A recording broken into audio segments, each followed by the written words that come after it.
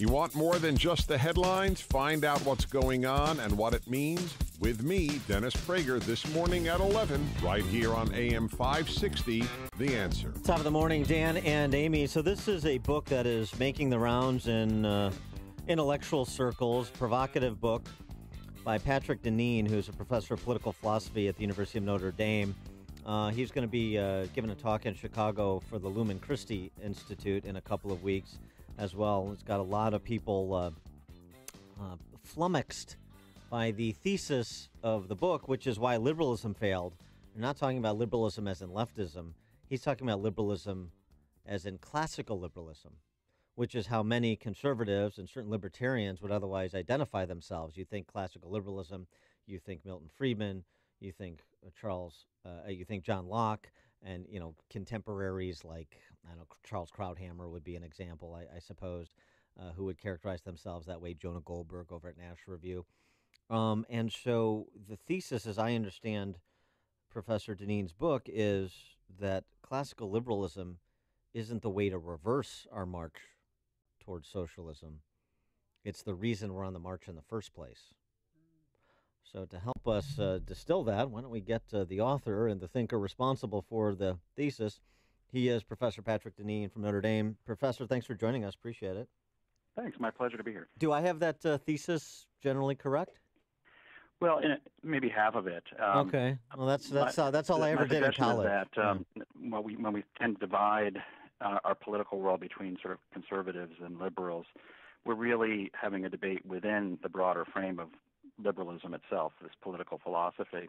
And so while we think we're deeply at odds, in fact, we tend to be fighting within the sort of the same basic framework.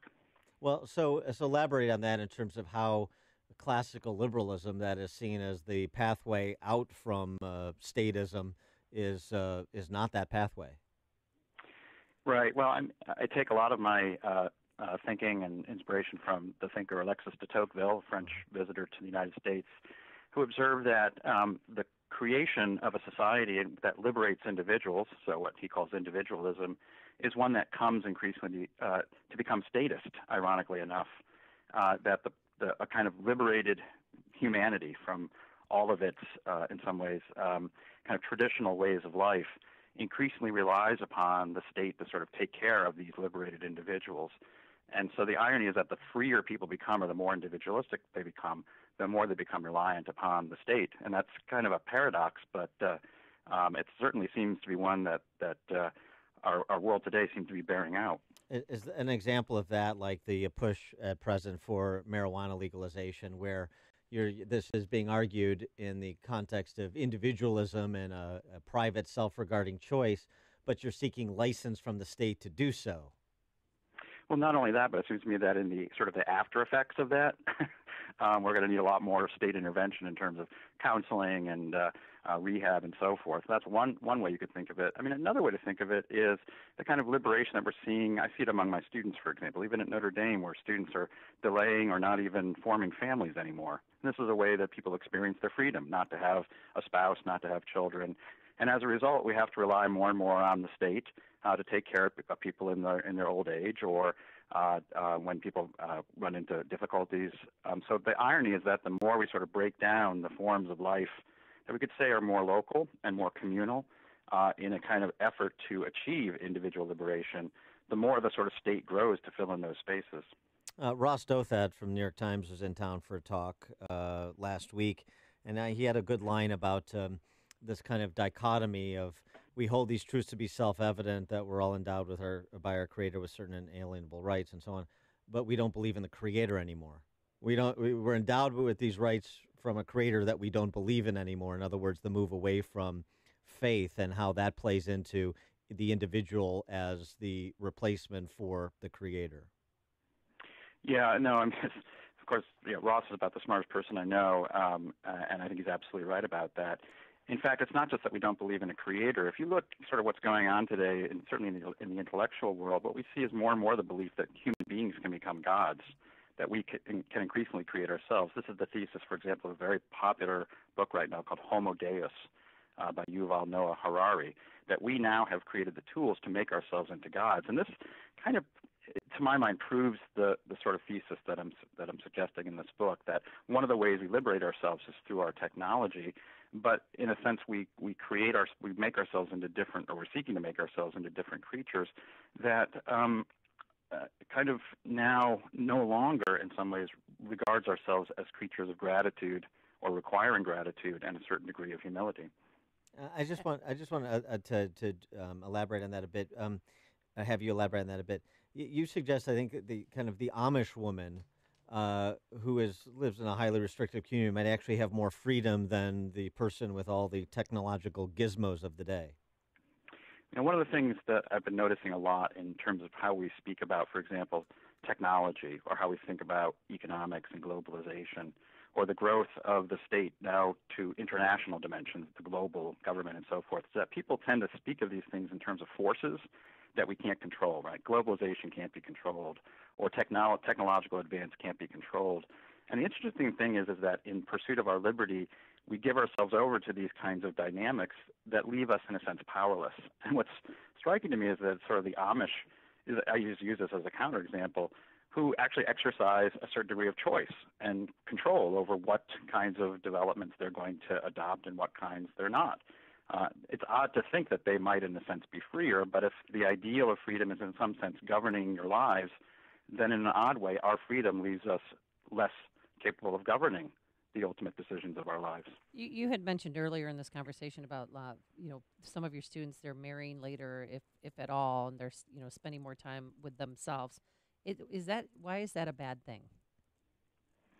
Well, it seems to me that, just speaking personally, I didn't learn how much sacrifice my parents made for me until I had children. I mean, I had an idea of how much it was, but I didn't know it until I had children. And I didn't know what it was in some ways to be in some kind of deep sense of obligation and develop a sense of duty until I formed a family, got married, and had children. It seems to me that we've designed a world largely for the experience of people who are in their mid-20s to early 30s, oddly enough. We've designed a world for that rather than a world in which we assume kind of the position of family. If we think about the implications of this, what a kind of civilization is one in which people increase or decreasingly learn that sense of kind of gratitude and obligation, and a kind of, the idea that you have to pay it forward. And I think we're seeing in many ways the kind of consequence of that. So in some sense, I think your question is correct. When you're in your early 20s, you should have that experience, but it shouldn't be in some ways your lifelong experience.